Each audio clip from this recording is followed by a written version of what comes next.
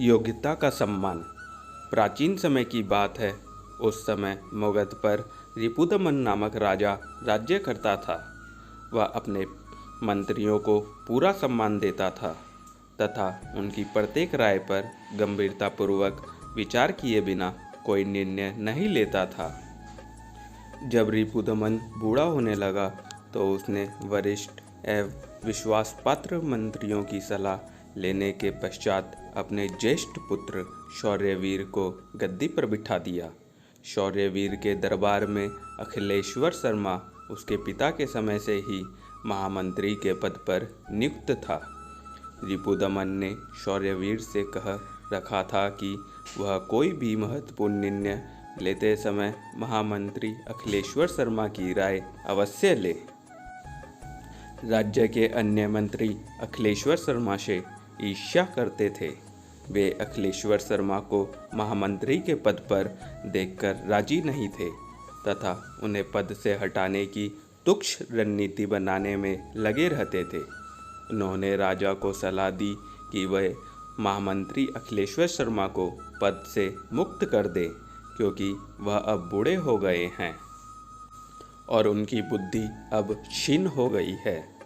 राज्य के महत्वपूर्ण निर्णय लेने में वे अब सक्षम नहीं हैं। युवा राजा शौर्यवीर मंत्रियों की चाल में आ गए।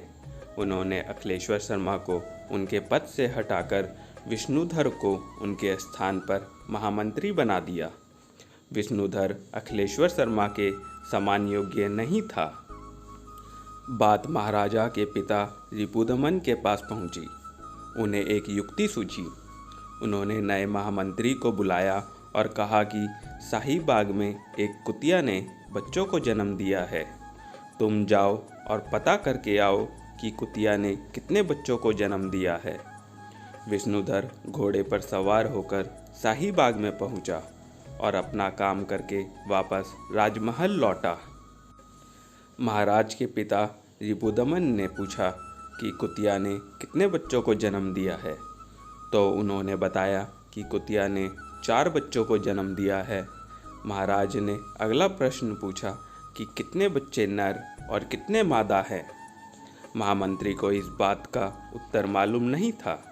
वे दोबारा बाग में पहुँचे तथा इस प्रश्न का उत्तर पता करके रिपुदमन को बताया।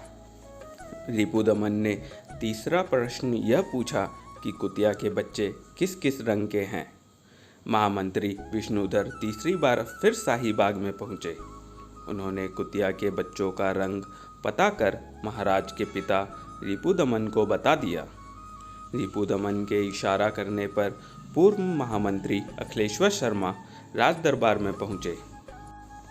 उन्हें भी शाही बाग में पहुंचकर उस कुतिया का हालचाल मालूम करने के लिए भेजा गया।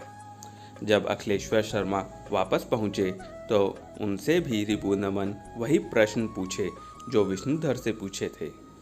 अखिलेश्वर शर्मा ने सभी प्रश्नों का उत्तर एक साथ ही दे दिया। रिपुदमन ने अपने पुत्र राजा शौर्यवीर की तरफ देखा। राजा अपने पिता का इशारा समझ चुके थे। उन्होंने अखिलेश्वर शर्मा को पूर्ण महामंत्री बना दिया तथा विष्णुधर को उनके पुराने पद पर नियुक्त कर दिया। अब राजा शौर्यवीर महामंत्री अखिलेश्वर से मंत्रणा करना कभी नहीं भूलते थे।